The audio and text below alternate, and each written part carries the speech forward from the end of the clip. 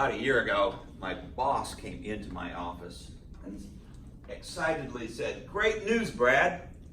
I've signed you up for a networking event." My first thought was, am I being punished? Have I done something wrong? And the second thought that I had as my stomach was turning upside down was, how am I going to get out of this? Full disclosure, I hate networking. As much as I enjoy public speaking, I am ready to go home afterward and take a nap. The idea of being in a nebulous group of strangers over a long period of time scares the bejesus out of me, and I hate the thought of it. However, at a Toastmasters board meeting sometime back, we talked about the idea of having a master's networking meeting where all we did was work on networking skills. That brought me to doing a little research and a little bit of practice, and I'd like to share with you some of the techniques that I came up with at the time that have worked somewhat for me. First of all, it's not about you. Everybody in the room is so focused about themselves that they're not even paying any attention to you whatsoever. If you can focus on the other person as well and not think about yourself, pay attention to that other person and not have attention directed toward you, then your focus is in the right direction. It's also important, and I think this is a really good tip that I've actually used a couple of times, and that is arrive at this networking event, whether it's a trade show or whatever it is, arrive early. Early enough that they think that you're the one setting up the room early. If you arrive on time or if you arrive fashionably late, people are already set up in their groups and you have to invade an existing discussion. If you arrive early, you can be the informal greeter and get to know 2 or 3 or 4 people, especially by name early on, that you can circle back to later on in your time together. When you're there, try to target and look for people that are by themselves. Now, don't approach them like they're the calf that's just been culled from the herd. They're probably as afraid as you are, and you will be throwing them a lifeline by just having a discussion with them.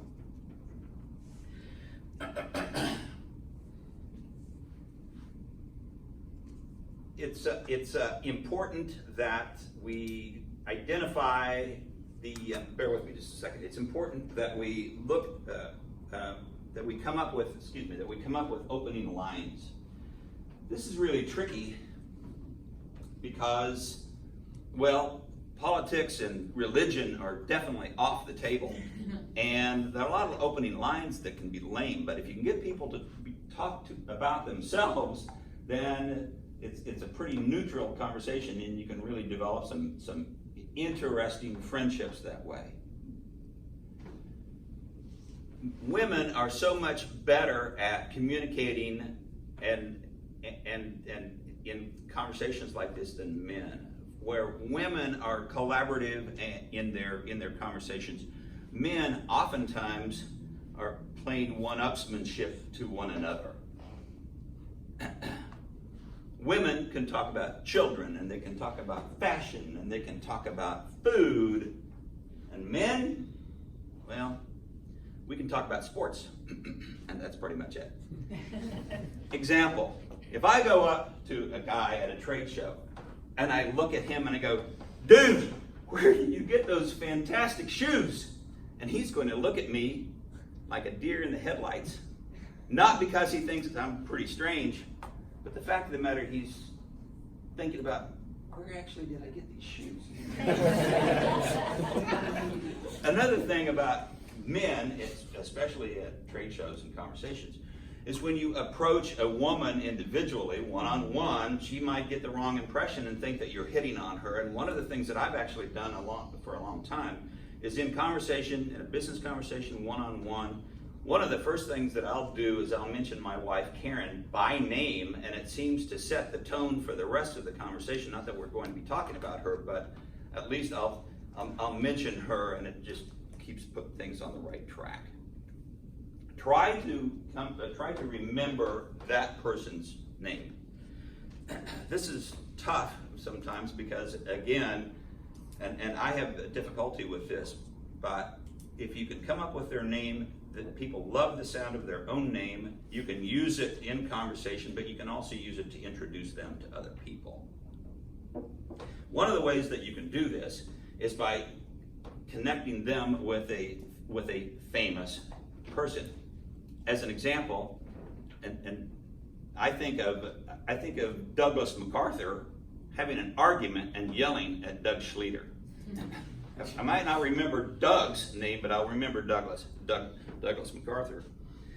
If I'm trying to remember a new member in our group, I think of Franklin Ruff sitting down and having dinner with Benjamin Franklin. I can remember Benjamin Franklin's name. I just need to remember Franklin Ruff's name.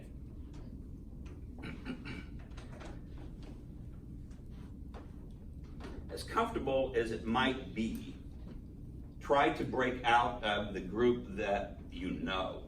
You're there to network.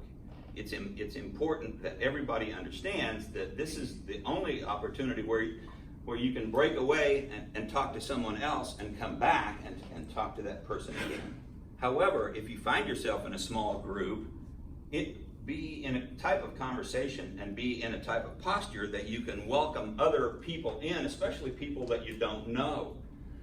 By having that kind of a general conversation, everybody wins and everybody gets to meet more people, and you'll find that person welcoming you in at a future time. Challenge yourself to meet 3 people. Now, three new people in an hour, that's not bad. Maybe extend it to 5 the next time. And after that, challenge yourself to have 5 contacts with people. I have to admit that networking is still second to a root canal, but it's one of those things that gets easier with time. Challenge yourself not to be the wallflower, not to stay home, but go out and network. Dive into the deep end of the pool. After the initial shock, you might find that the water is just fine.